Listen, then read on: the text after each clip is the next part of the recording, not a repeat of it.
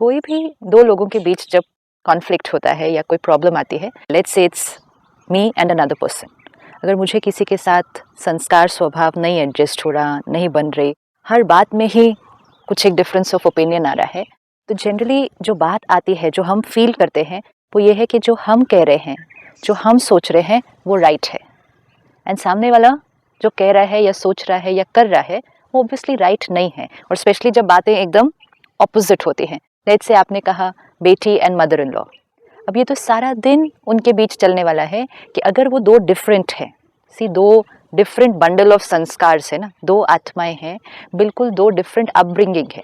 जब एक माँ और बेटी भी है, मदर इन लॉ तो अलग हुआ, माँ और बेटी जो एक ही घर में, एक ही परिवार, जेनेटिकली भी कनेक्टेड है, हम कहेंगे पेरेंट्स के कई संस्कार बच्चों को मिलते हैं, इतनी स्ट्रॉन्ग अटैचमेंट होने के बाद भी डिफरेंस ऑफ ओपिनियन आता ही है, क्योंकि संस्कार अलग अलग हैं। इवन खाने के टेस्ट अलग होंगे, काम करने का तरीका अलग अलग, सजाने का ही अलग है, खाना तो बहुत दूर की बात बहुत दूर की बात है। हर तरह में, जैसे किचन में भी अगर दो लोग काम करेंगे तो काम करने का तरीका अलग अलग होगा। सिर्फ ये होता है क्योंकि वो बच्चा डे वन से उस पेरेंट के साथ रहा है, वो उस एनवायरमेंटल कंडीशनिंग में है, तो बचपन से उधर रहने के कारण उसने कई सारे तरीके उधर के अडॉप्ट किए हुए हैं, और वो ही उसके लिए सही तरीका है, क्योंकि उसको बचपन से वही सीखा है ना, किस तरह, कितने बजे सुबह उठना है, किस तरह के कपड़े, इवन जो फिजिकल चीज़ें हम कह रहे हैं, सोचना तो तरीका अलग, लेकिन ये फिजिकल चीज़ें भी, किस तरह पहनना है, क्या करना है, कितने बजे जाना है, कितने बजे खाना है, क्या नहीं खाना है, बहुत सारी बातें हैं। तो ये जो कंडीशनिंग है वो बच्चे के लिए वही कंडीशनिंग सही होती है, क्योंकि उसने वही देखी है, उसने कुछ और देखा ही नहीं है। तो जो उसने देखा वो उसकी पर्सनालिटी, क्योंकि information creates thoughts becomes personality, अब वो उसका बहुत डीप रूटेड संस्कार है। एंड देन ऑफ कोर्स उसके अपने संस्कार, जिस तरह वो सोचता है, हर परिस्थिति को कैसे रिएक्ट करता है। सपोज उस बच्चे के अंदर गुस्से का संस्कार है, उस बच्चे के अंदर हर्ट का संस्कार है, मदर के अंदर नहीं है, तो फिर एक ही सिचुएशन में वो दोनों भी तो डिफरेंस ऑफ ओपिनियन होगा, क्योंकि द मदर विल से क्यों छोटी छोटी बात में गुस्सा करते हो, क्यों तुम इतना कमजोर फील करते हो, तुम बहुत स्ट्रांग हो। The difference of opinion will always be there between two souls. सिर्फ यहाँ क्या है, पेरेंट और चाइल्ड में बॉन्डिंग बहुत स्ट्रांग है, फाउंडेशन प्यार की बहुत स्ट्रांग है, और इसीलिए एक्सेप्टेंस, क्योंकि लव मीन्स एक्सेप्टेंस। तो अगर आपको डिफरेंट दिखता भी है, आप उसको पसंद भी अगर नहीं आए, आप उसको एक्सेप्ट करते हैं, क्योंकि वो मेरा बच्चा है। थोड़ी देर क्रिटिकल भी हो जाएंगे, बोल भी देंगे, but after that then it is still okay, क्योंकि एक्सेप्टेंस लेवल उस रिश्ते में बहुत हाई है।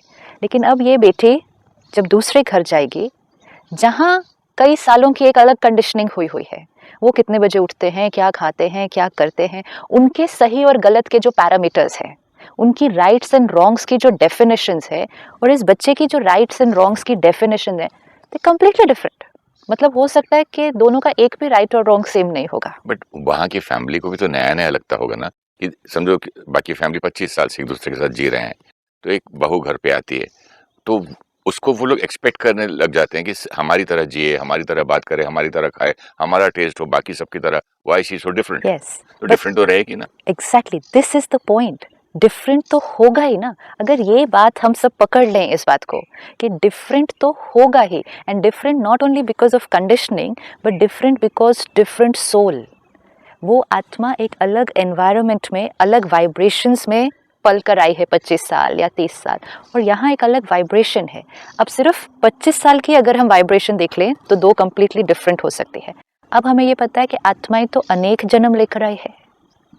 तो मेरे suppose I get married and go somewhere, तो ये 25 साल मेरी कंडीशनिंग इस फैमिली से अलग है, बट व्हाट अबाउट मेरे उससे पहले के 60-70 साल एक अलग परिवार में, फिर उससे पहले के, फिर उससे पहले के, कितने सारे संस्कार है यहाँ पे। इतना पूरा बंडल ऑफ संस्कार, फिर एक अलग एनवायरनमेंट में सडनली जाएं, वहाँ 3-4-5 लोग, उनका एक इतना लंबी जर्नी के बंडल ऑफ संस्कार, एंड फिर हम जब एक जगह पर आते हैं, इज इट पॉसिबल कि हमारे राइट्स एंड रॉन्ग्स सेम होंगे? नहीं। So let us all accept कि this is not possible, and it's absolutely right that it's not possible. ये पॉसिबल हो ही नहीं सकता। इसको हमें यहाँ पे फिट कर लेना पड़ेगा कि we should not even expect. ये एक्सपेक्ट करना ही हर्ट का कारण है। सिस्टर, मुझे एक बात पूछनी थी आपसे। जो लोग डॉग लवर्स होते हैं, वो डॉग्स के बारे में जानते हैं, उनको कहते हैं पेट, बहुत प्यारा है। वो बोलते हैं ना कि ये पेडिग्री अलग है, उसकी जात अलग है, इसका नेचर अलग है, उसका नेचर अलग है, तो वहाँ क्यों एक्सेप्ट कर लेते हैं? हम एक पेट डॉग को क्यों एक्सेप्ट करते हैं? क्योंकि वो हमें एक्सेप्ट करता है। Very good answer. See why do people like pets so much? क्यों उनका इतना अच्छा रिश्ता होता है उसके इसलिए साथ? पेट बोलते भी हैं। क्योंकि वो पशु भी तो हमें बहुत एक्सेप्ट करता है। Acceptance has to come from both the sides. Actually it starts from the animal to me, then from me to the animal. यही अगर हम इसको इधर भी ले आए कि दोनों में है, अगर दोनों में से एक भी एक्सेप्ट करना शुरू कर दे दूसरे को, दूसरा भी करना शुरू कर देगा। It will happen, this will happen. So ये जैसे आपने कहा, हमने एक्सेप्ट किया ना कि ये एक अलग पेडिग्री का है, ये एक अलग है, तो उसका बिहेवियर पे हम क्वेश्चन मार्क नहीं उठाते। ये ऐसे क्यों कर रहा है? जैसे ही मन में क्वेश्चन उठेगा ये ऐसा क्यों कर रहा है डॉग, तो एक आंसर होगा, या हमें आसपास के लोग आंसर देंगे ना। सपोज मेरे पास एक पेट डॉग है, नया नया आया है, एंड वो उसका बिहेवियर मुझे समझ में नहीं आ रहा, और मेरे पास पहले एक और था, उसका बिहेवियर मुझे अडेप्ट हो गया है, तो मैं उसकी हर चीज़ को देखते हुए बोलूँ ये ऐसे क्यों खाता है, ये ऐसे क्यों करता है, तो आप क्या एडवाइस देंगे? मैं बताऊंगा कि भाई ये पेडिग्री ऐसी है, ये ऐसा होता है, इसका नेचर ही ऐसा है। परफेक्ट। हाँ। आप ये तो नहीं मेरे साथ बोलना शुरू कर देंगे, सच्ची में ये ऐसे कैसे कर सकता है, इसको हाँ। ऐसे तो नहीं करना चाहिए, इसको तो जो आप बोल रहे हैं वो करना चाहिए, या जो आपका दूसरा पहला वाला डॉग है वैसे करना चाहिए। Then it's wrong advice, then it is wrong advice. आपने क्या किया, मेरी साइड नहीं ली, मुझे जो नहीं दिखाई दे रहा है वो आपने दिखाया, एंड जैसे आपने मुझे वो दिखाया कि उसके बारे में बताया जो मुझे नहीं दिखाई दे रहा है, मेरे लिए उस बात को सॉल्व करना बहुत इजी हो गया, एंड आई से thank you for telling me. बात याद आई, बहुत सुंदर आपने जवाब दिया कि वो हमको एक्सेप्ट करता है, वो प्यार देता है, तो फिर हम रिटर्न में कर रहे हैं। ऐसे ही क्या छोटे बच्चे से होता है, 2 महीने 6 महीने के बच्चे से इसी तरह होता होगा ना? बिल्कुल, एक बच्चे के अंदर कोई ईगो नहीं है ना। सी बच्चा क्यों इतना प्यारा लगता है, बच्चे के अंदर कोई ईगो नहीं है। बच्चा हमें देखकर, हमारे व्यवहार को देखकर अंदर कोई जजमेंटल थॉट्स नहीं क्रिएट करता है, वो क्रिटिकल नहीं है हमारे प्रति। तो उस आत्मा से जो अभी ईगो नहीं है जिसके अंदर, मतलब उसकी अपनी attachment to rights and wrongs नहीं है अभी, तो वो हम जैसे हैं वैसे एक्सेप्ट करता है। तो उसकी एनर्जी हमें कैसे मिलती है? Why is a child so attractive, very attractive see energy. सभी को एक ही नजर से दिखता होगा ना चाइल्ड, आप जैसे हैं उसके लिए वो बहुत अच्छे हैं, वो उसके ऊपर ये सोच नहीं रहा है अंदर आपको देख देख के आप ऐसा क्यों दूध पिला रहे हैं, ऐसे क्यों कपड़े बदल रहे हैं, ऐसा क्यों तंग कर रहे हैं। इवन अगर उसको तकलीफ हो रही है किसी चीज से, एक बच्चे को भी तो तकलीफ होगी ना, रोता है वो। भूख लगी है, पेट में दर्द हो रहा है, कुछ बुखार आया है, तकलीफ हो रही है, लेकिन उसकी वो अपनी तकलीफ है, वो उस तकलीफ के लिए रोता है, आपको रिस्पॉन्सिबल नहीं ठहराता है, क्योंकि अभी उसको वो नॉलेज नहीं है that I have to blame the other person for my pain. A mother, suppose माँ ने बच्चे को दूध नहीं पिलाया है टाइम पे, राइट, भूल गई है, 1 घंटा बीत गया नहीं पिलाया, तो एक्चुअली मदर रिस्पॉन्सिबल है ना कि बच्चा जो रो रहा है, लेकिन बच्चे को अभी ये हैबिचुएट हुआ नहीं है कि मुझे अपने दर्द के लिए किसी और को रिस्पॉन्सिबल ठहराना। वो हम धीरे धीरे सिखाते हैं उसको बाद में, ऐसा है ना क्योंकि तुम ऐसे हो ना, क्योंकि अभी उसको नहीं आता है वो, तो वो अपने दर्द से रोता है, लेकिन वो अपने दर्द के लिए ब्लेम नहीं करता, क्योंकि वो ब्लेम नहीं करता तो एक्सेप्टेंस उसकी कांस्टेंट है। ब्यूटीफुल। तो ये कांस्टेंट एक्सेप्टेंस हमें बहुत अट्रैक्टिव लगती है। क्यों? क्योंकि हमें आसपास वो मिलती नहीं है। हर एक अपने मन में हमारे प्रति कुछ पकड़ रहा है, एंड और कुछ नहीं तो हर एक अपनी इमोशंस के लिए हमें जिम्मेवार ठहराता है। You know, even if I am not critical about you, but if I am in pen because of something you have said, even if I don't say that it's because of you, but my being in pain because of something that you have said means that very subtle level you are the cause of my pain. आपसे बात करते करते एक thought I है कि इंसान का जो जीवन है, किसी का 70 साल, 100 साल, 50 साल जो भी है, सारी जिंदगी में उसके जीवन में एक इंसान भी ऐसा नहीं है, एक जिसको जिंदगी भर के लिए हर क्षण हर चीज में एक्सेप्ट करे। नहीं करता है, नहीं करता। वही जिसको प्यार करता था, वही जिसको शादी किया बंदा, वही उसको एक्सेप्ट किया, उसके बाद कई बातें उसकी फिर नुक्स निकालने लग जाते हैं। क्यों? क्योंकि हमें चाहिए कि हमारे राइट्स एंड रॉन्ग्स, हमारे ओपिनियंस सेम होने चाहिए। जैसे हमने कहा कि वो बेटी शादी करके गई दूसरे घर में, एक है एक्सटर्नल कंडीशनिंग, उसको भी हम एक्सेप्ट करते हैं कि वो डिफरेंट होगी ही, लेकिन जिस परिवार में वो जाती है, आपने जैसे कहा कि वो एक्सपेक्ट करेंगे कि वो उनके राइट्स एंड रॉन्ग्स के डेफिनेशन में फिट हो जाए। उनको भी तो नया-नया लगता है ना ये लड़की मतलब अलग क्यों है? हाँ, लेकिन वो मैंने अगेन लेकिन मैं वो रिपीट अलग करूँ नहीं बोलते। हाँ, हमारी तरह क्यों नहीं बिहेव करती है? नहीं, हाँ, वो गलत है। ओह! अलग होने में कोई प्रॉब्लम नहीं है। अलग होने में कोई प्रॉब्लम नहीं है, क्योंकि अलग तो होंगे ही। इफ आई से आप मुझसे अलग हैं, डिफरेंट है। आपकी सोच मुझसे डिफरेंट है, it's perfect. I accept you and I say we are different. हम अलग हैं इज एक्सेप्टेंस, लेकिन आप गलत हैं इज रेजिस्टेंस। गलत और अलग में बहुत फ़र्क है। बहुत फर्क है। बहुत मतलब इतना फर्क है। मैं सही हूँ, आप गलत हैं। अलग होकर भी राइट रह सकते हैं, लेकिन गलत होकर राइट नहीं हो सकते। गलत होकर कैसे राइट होंगे? राइट। लेट्स से उस परिवार में सुबह उठने का टाइम 5 बजे का है। हुँ, अब ये बेटी जिस घर से आई है, ये उठती होगी 8 बजे, लेट्स से। अब वो चेंज तो नहीं होगी ना एकदम से। उसकी कंडीशनिंग है, वो 25 ईयर्स से उतने बजे उठ रही है, उसकी बॉडी क्लॉक उस हिसाब से। Even a simple thing like this, बाकी संस्कार तो बहुत डीपर लेवल पे हुआ। अब वो 8 बजे उठती है तो पूरा परिवार, and if it's a joint family तो बहुत सारे लोग कैसी एनर्जी क्रिएट करते हैं। मतलब 8 बजे कोई उठने का टाइम है? क्या सिखाया इसको इसके पेरेंट्स ने? ये सिखाकर भेजा है इस घर में? ये तो राक्षसों की हैबिट है। यस यस यस, हाँ, ये तो आसुरी संस्कार है। 8 बजे उठना। हमारा तो 8 बजे तक घर का सारा काम भी हो जाता है। हाँ, सुबह की एनर्जी कितनी होती है। मतलब आजकल के बेटियां लड़कियां देखो क्या करके आई। ओ हम एनर्जी। तो 4 बजे उठते थे, पूजा कर लेते थे, सब लोगों को सास-ससुर उठने से पहले हम सब रेडी क्लीन करके रेडी रखते थे बिल्कुल। और वो जब उठ के आते थे, वाह! हम उनके लिए नाश्ता, चाय सब रेडी होती हाँ, थी। और यहाँ तो सास कहेगी आज भी मैं हुँ, 60 साल की हूँ, मैं सुबह उठकर 5 बजे किचन में हूँ, और ये महारानी हुँ। अभी तक उठी ही नहीं। You know the kind of things that we can think and say over a small habit. तो जब अंडरस्टैंडिंग एक दो प्लांट्स की है, इसको कम पानी दो नहीं तो मर जाएगा, इसको कम धूप दो, इसको ज़्यादा धूप दो, ये डॉगी ऐसा है, ये डॉगी तो बहुत गुस्से वाला रहता है, इसके नज़दीक ये टाइम पे मत जाना, खाते-खाते इसके बर्तन को हाथ नहीं लगाना, हम्म, इसको तो आप हाथ में भी खिला सकते हो। वहाँ अंडरस्टैंडिंग है, तो इंसान के इंसान में नहीं है। क्योंकि हमारा attachment to our own idea, it is right, वो इतनी स्ट्रॉन्ग है कि बाकी सब की आइडिया या ओपिनियन जो थोड़ी सी हमारे से अलग होगी, वो गलत लगती है। Attachment to my own Yeah, idea, my let's say even a belief, my simple thing like getting up at 5 o'clock in the morning. This simple, we're not talking deep things. A simple thing like getting up at 5 o'clock in the morning is absolutely right, right? And उसके लिए हमारे पास बहुत सारी logic होगी। But यही बंदा, hmm I am not taking anybody side, hmm ये बहू हो या जो भी XYZ, यही पर्सन जो 5 बजे नहीं उठ सकता है इस घर में शादी के बाद, वो 5 बजे क्यों उठता है जब प्लेन पकड़ना है तो? तो ठीक है, उसके पास भी लॉजिक है। ठीक है, मुझे फ्लाइट तो एक आधी बार लेनी है ना, इसका मतलब ये थोड़ी मैं रोज सुबह 5 बजे उठ जाऊंगी। क्यों मैं रोज सुबह और 5 जॉब बजे ऐसा उठूं? मिल जाए जो रोज 5 बजे तब जाना ठीक है। है, मुझे जरूरी होगा तो मैं उठूंगी। आपको लॉजिक चाहिए लोगों से। People have logic for everything that they are doing. I know, मैं आई रात को अंडरस्टैंड। लेट सोती हूँ, मुझे नहीं सोना रात को 10 बजे। नींद आई नहीं स्लीप आती है। Only at 2 o'clock. I'm not hmm, going to get up at 5 o'clock. I don't want, अच्छा और कुछ नहीं तो I don't want to get up at 5 o'clock. Who says 5 o'clock is right? आप आधी रात को उठ के बैठ जाएंगे तो मतलब मैं भी बैठ जाऊं 5 बजे उठ के? लॉजिक है। हम जो कर रहे हैं, जब हम सबसे बड़ा पाप भी कर रहे होते हैं, हमारे पास उसके लिए भी लॉजिक होती है। एक व्यक्ति पूरी तैयारी करके एक शहर में घुस के अगर 100 लोगों को मार देता है, उसके पास उसके लिए भी लॉजिक है। बहुत लॉजिक है, रीजन है, और वो 100% उस टाइम कन्विंस्ड है That कि he's जो वो right. कर एब्सोल्युटली ही इज राइट। तो फिर ये बातों में हम क्यों बोलेंगे कभी भी कि हम रॉन्ग हैं?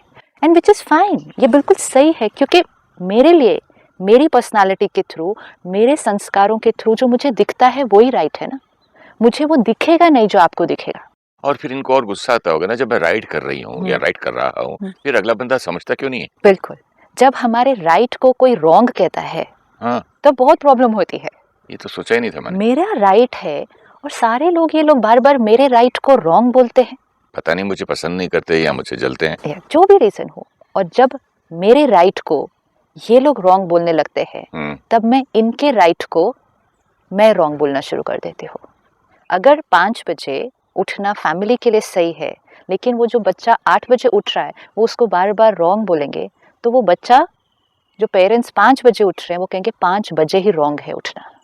And very soon you have 2 people and ये mother in law and daughter in law में क्या, ये तो आज पेरेंट और बच्चों में भी हो रहा है। पेरेंट्स सारा दिन में बच्चे को कितनी बार कह देते हैं कि आप रॉन्ग हो। आज तो बहुत ज्यादा है, क्योंकि जितना डिफरेंस ऑफ ओपिनियन बढ़ता जाएगा उतना राइट्स एंड रॉन्ग्स की डेफिनेशन और उसका अंतर दो लोगों के बीच में बढ़ता जाएगा। मेरे ख्याल से डिफरेंस ऑफ ओपिनियन से ज्यादा इंपॉर्टेंट है लैक ऑफ एक्सेप्टेंस, क्योंकि डिफरेंस ऑफ ओपिनियन को एक्सेप्ट नहीं किया ना। हाँ, तो डिफरेंस ऑफ ओपिनियन नहीं बढ़ रहा है, एक्सेप्टेंस और पावर, डिफरेंस ऑफ ओपिनियन अभी बढ़ रहा है, बर्दाश्त की शक्ति कम हो रही है, डिफरेंस ऑफ सहन शक्ति ओपिनियन कम हो रही बढ़ रहा है, क्योंकि इंफॉर्मेशन जितनी बढ़ेगी, knowledge, see we said information creates thoughts, information जितनी बढ़ेगी, और आज suddenly there is an it's a huge amount of information available. आपस में झगड़े इस पॉइंट पे होते हैं, खाना चाहिए नहीं खाना चाहिए, डॉक्टर ये बोलता है चाइल्ड बर्थ में ये तकलीफ है, बच्चा पैदा होता है, तो ये जो आप इन्फॉर्मेशन की बात कह रही हैं सही है, बहुत है। इंफॉर्मेशन दो आत्माओं को सारा दिन मिल रही है। ये दो आत्माएं दो अलग सेट ऑफ संस्कार लेकर आई हैं, फिर दो अलग कंडीशनिंग है, एंड फिर इन दोनों को बहुत ज़्यादा इंफॉर्मेशन मिल रही है। ये दोनों सोल्स उस इंफॉर्मेशन को एक अलग अलग तरह से परसीव करते हैं, और इनके जो नज़रिए हैं ये बहुत ज़्यादा बदलते जा रहे हैं। आज के समय में पेरेंट और चाइल्ड के बीच भी सुबह उठने का टाइम बहुत अलग अलग है, रात को सोने का टाइम बहुत अलग अलग है। उतना हमारे अपने पेरेंट्स के साथ शायद 20-30 साल पहले नहीं था जितना आज है। हम नॉर्मल पूरा फैमिली ही 10-11 बजे सोते होंगे, सुबह 6-7, हाँ ये है पेरेंट्स 1-2 घंटा पहले उठते होंगे। अभी तो बच्चा सोता ही रात को, पता नहीं रात को सोता है या सुबह सोता है, 3 बजे आ रहे हैं, 4 बजे आ रहे हैं, उस टाइम सो रहे हैं। तो ऑब्वियसली उठने का टाइम भी इतना शिफ्ट हो गया, तो बच्चा रॉन्ग है। जिस टाइम वो सोता है, जिस टाइम वो उठता है, वो रॉन्ग है। खाने में बहुत ज़्यादा चीज़ें आज वैरायटी अवेलेबल है बाहर, उसकी ईटिंग हैबिट्स अच्छी नहीं है। सारा दिन बच्चा मोबाइल पे बैठा हुआ है, फेसबुक पे बैठा हुआ है, चैट कर रहा है अपने दोस्तों के साथ, ये रॉन्ग है, क्योंकि मैंने एज अ पेरेंट तो कभी ये किया ही नहीं। जो चीज़ें मेरी राइट्स और रॉन्ग्स की डेफिनेशन से अलग होती जा रही हैं। कपड़े देखो आजकल बच्चे कैसे पहनते हैं, ये रॉन्ग है। रात रात को लेट पार्टी में जाते हैं, टाइम पर वापस नहीं आते, रॉन्ग है। सारा दिन दोस्तों के, ये रॉन्ग है, ये रॉन्ग है। इतने रॉन्ग रॉन्ग रॉन्ग, सिर्फ फिजिकल स्थूल चीज़ों पर जब हम उनको इतनी चीज़ों के लिए रॉन्ग कहेंगे, तो हमारे से कौन सी एनर्जी वहाँ जाएगी? You are wrong, you are wrong, you are wrong, you are wrong. जो एनर्जी जाएगी वो उस सामने उस आत्मा को हिट करेगी, और वहाँ से कौन सी एनर्जी आएगी? जैसे आपने कुछ दिन पहले हमारे साथ वो बहुत सुंदर स्टोरी शेयर की थी कि वो जिस फार्मर का चंदन का बाग था, उसने सोचा राजा मरे तो मेरे चंदन बिक जाएगी, कुछ बोला नहीं था किसी को। See this is so deep, सिर्फ सोचा था कि राजा मरे तो मेरी चंदन की लकड़ी सारी बिक जाएगी।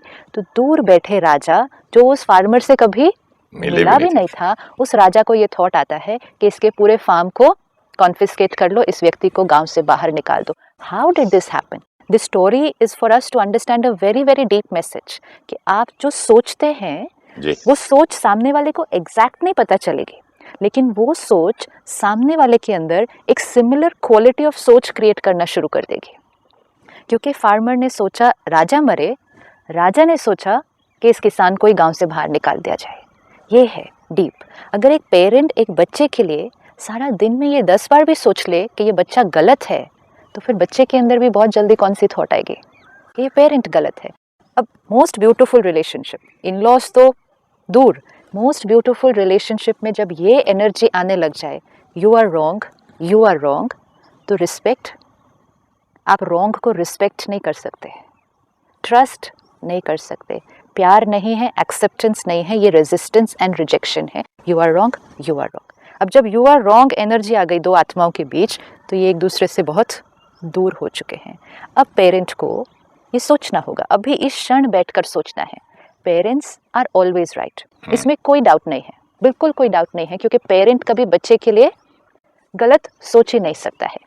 तो parents are always always always right, and children because the intention is right, इसीलिए राइट बोल रही हैं ना। तो आपके लिए, आप एक बच्चे के लिए कभी गलत नहीं सोच सकते। मेरी इंटेंशन सही हो सकती है, तो मतलब एडवाइस तो रॉन्ग हो सकती है, लेकिन आपका जो इंटेंशन है वो सही सोच कर ही आप वो बोलेंगे ना। मेरे पॉइंट ऑफ व्यू से सही है ना। दिस इज इम्पोर्टेंट ना। जैसे मैं नहीं चाहता था हैदराबाद में कि मैं बिजनेस करूं, मैं चाहता था एक्टर बनना, पेरेंट्स चाहते थे नहीं, राइट, तो वो राइट थे, मैं भी राइट था। This is it.